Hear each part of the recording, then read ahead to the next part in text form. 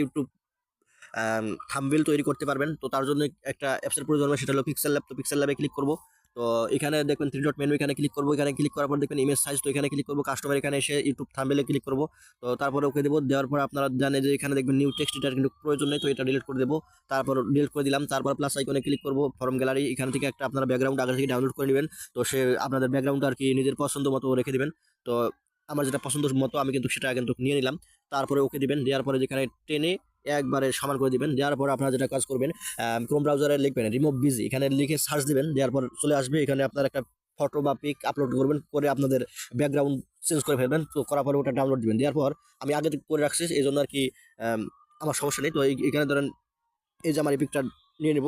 তো এখানে ক্লিক করলাম। করার পর দেখেন আমি যেটা এভাবে দিলাম। দেওয়ার পর এই যে এখানে দেখেন এখানে লেখা আছে, তো এর এখানে এসে টেক্সট লেখা আছে। তো টেক্সটের এখানে আমি ক্লিক করলাম। এখানে লিখবো প্রফেশনাল ভাবে ইউটিউব থাম্বনেইল থাম্বনেইল তৈরি করুন করুন মাত্র 2 মিনিটে। 2 মিনিটে। তো তারপরে আমি একটা একটা রিয়েক্ট দিব। তো এটা আমি দিয়ে দিলাম। তো আপনারাও দিয়ে দিতে পারেন, সমস্যা নাই। তো প্রফেশনাল এখানে চলে আসে দেব। এরকম করে সাজাবেন, আপনাদের নিজের মতো করে আর কি সাজাবেন। তো আমি সাজিয়ে নিলাম। তো তারপর এখানে ওকেতে ক্লিক করব। তো ওকে করার পর দেখবেন যে এভাবে কিন্তু হয়ে গেছে। তো যেহেতু দেখা যাচ্ছে একটু বড় হয়ে গেছে আকারে, তো তার জন্য কি করতে হবে, এডিটে আবার ক্লিক করতে হবে, আবার নিচে নামালাম। তো এভাবে আর কি আপনারা নিজের মতো করে আর কি সাজাবেন ভাই। তো তারপর যেটা করবেন,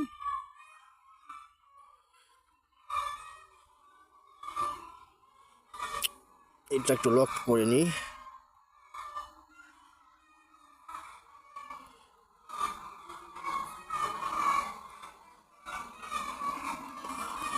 তো এটা আপনারা চাইলে এই যে এখান থেকে রোটেট করেও নিতে পারেন, সমস্যা নেই। আপনাদের যেটা আর কি মন চায়, যেভাবে মন চায় রোটেটও করতে পারেন বা নামাতেও পারেন, যেভাবে আর কি মন চায় আপনাদের। তো যেখানে রোটেট, এখানে ক্লিক করে আপনাদের মন মতো করে নেবেন ভাই। তো তারপর ওকে দিলাম। দেওয়ার পর এই যে দেন, এই যে এখানে দেখবেন লেখা আছে আপনাদের কি কালার। তো কালারে ক্লিক করব।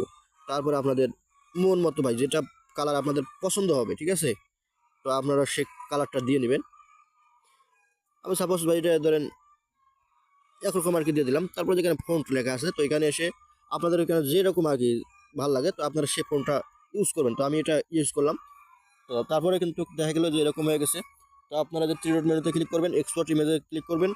দেন এই যে এখানে লেখা আছে কোয়ালিটি, তো এখানে কোয়ালিটির এখানে পিএনজি দিবেন। আর কাস্টমের এখানে আপনারা এসে আলট্রা দিবেন, ঠিক আছে। দেওয়ার পর সেভ টু গ্যালারি। তো আপনাদের প্রফেশনালভাবে কিন্তু হয়ে গেছে। দেখেন প্রফেশনালভাবে কিন্তু এটা হয়ে গেছে, যেটা আমি তৈরি করলাম, তো এটা হয়ে গেছে।